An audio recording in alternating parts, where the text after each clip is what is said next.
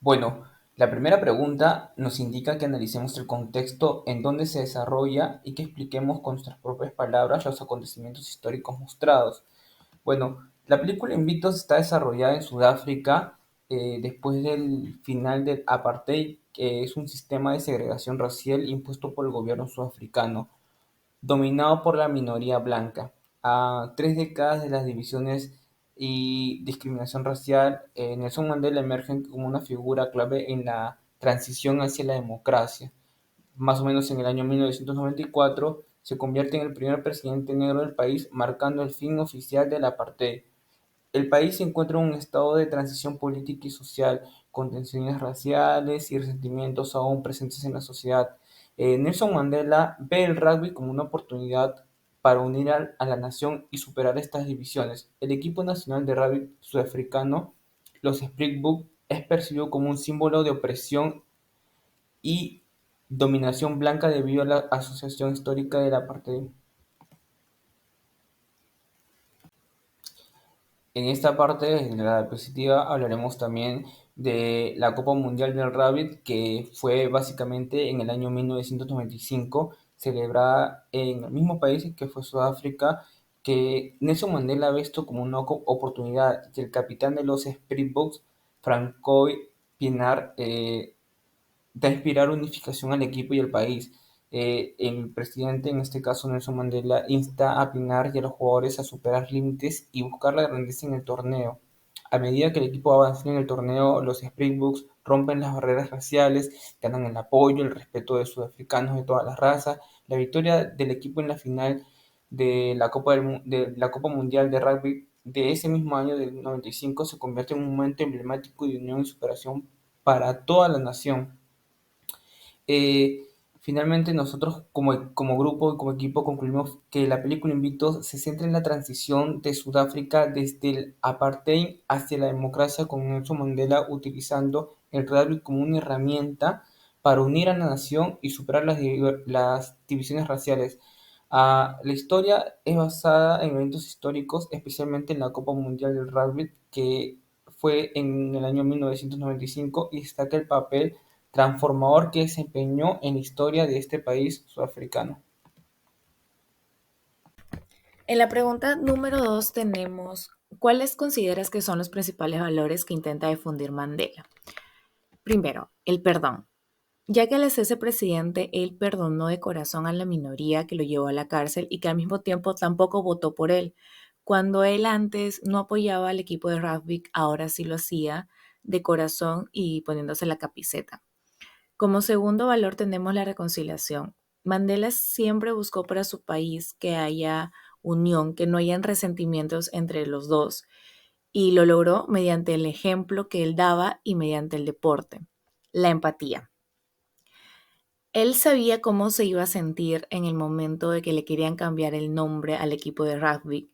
Entonces hizo lo posible para que eso no pasara. También podemos observar empatía con el capitán del equipo cuando él va a la cárcel donde estaba Mandela y entra a su celda y se acuerda del poema que le dio.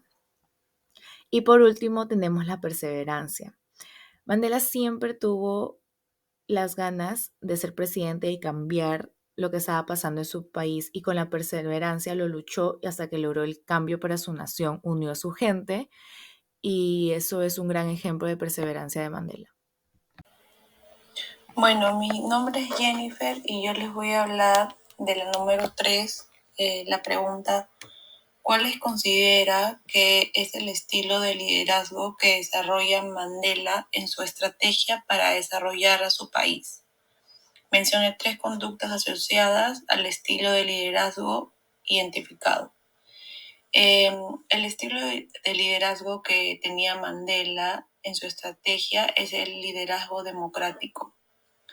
Las conductas asociadas son buscar la integración y fomentar la confianza. Eso se da en la cena donde llegaron los agentes del SAS, que fueron solicitados por el mismo líder de los agentes llamado Jason. Eh, en bien llegaron los agentes del SAS, se molestó al ver que no eran de su mismo color de piel, por los que él pensaba que solamente iba a trabajar con negros. Y lo que hizo fue irse a quejar rápidamente con el presidente Mandela, y él le respondió que tenían que trabajar en equipo. Pues los agentes eran experimentados y no había problema que hayan servido al régimen anterior. También, por otro lado, le pidió que la reconciliación y el perdón se iniciara en ese momento.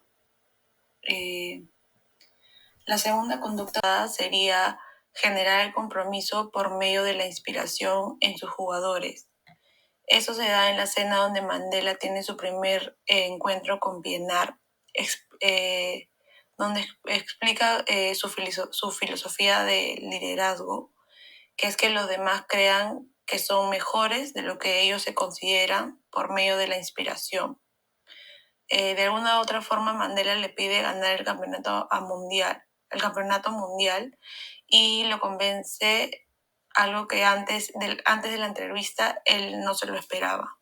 La tercera conducta asociada sería mantener la autoridad mediante la comunicación, manteniendo el control.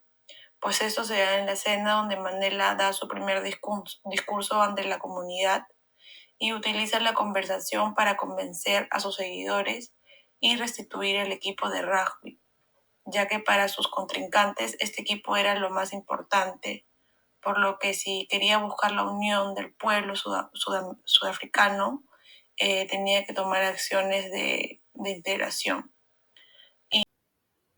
Continuando con el análisis de la película Invictus, vamos a identificar los tipos de programa de desarrollo de personas que usó Mandela para lograr sus objetivos, los cuales fueron liderazgo inspirador. Mandela incentivó un liderazgo inspirador al establecer un ejemplo personal de integridad, humildad y determinación. Su presencia y mensaje positivo influyeron en la mentalidad y el comportamiento de las personas a su alrededor. 2. Programa de mentoría. Mandela se convirtió en un mentor para el capitán del equipo de rugby, quien fue François. A través de su guía y apoyo, Mandela ayudó a François a desarrollar habilidades de liderazgo y entender el poder del deporte para unir a la nación. Y por último, gestión del cambio. Mandela reconoció la necesidad de un cambio cultural y social en Sudáfrica, y con su liderazgo logró facilitar este cambio. Animó a las personas a dejar de lado las diferencias del pasado y abrazar una nueva visión de unidad y reconciliación. Y por último tenemos las características del estilo de Mandela. Tenemos la ejemplaridad en la acción, pues para él como líder lo más importante era la confianza y la coherencia que tendría entre sus actos y sus palabras. Él era un ejemplo para todo su país. También era empático con sus sentimientos, empático con las personas, al expresar sus emociones y lograr siempre conectar con quienes lo rodeaban. Es un defensor apasionado de los derechos humanos en todo el mundo, tiene un compromiso con la justicia social, la igualdad lo llevó a luchar contra la discriminación y la opresión, así como en su país como en el extranjero, siempre dando el ejemplo hacia el mundo. Mandela siempre ha enfrentado desafíos políticos y sociales antes y después de haber estado en prisión. Por ello, siempre fomentaba la persistencia y la resiliencia con los empleados, alentándolos a superar obstáculos y aprender de los fracasos y así poder lograr sus objetivos. Él abogaba por la inclusión y la igualdad, siempre buscó unir a ambos bandos, aunque ellos tuviesen diferencias y no se llevaran. En una organización esto implica fomentar la diversidad y la inclusión y así promover un entorno en que todos los miembros del equipo se sientan valorados y también se sientan escuchados.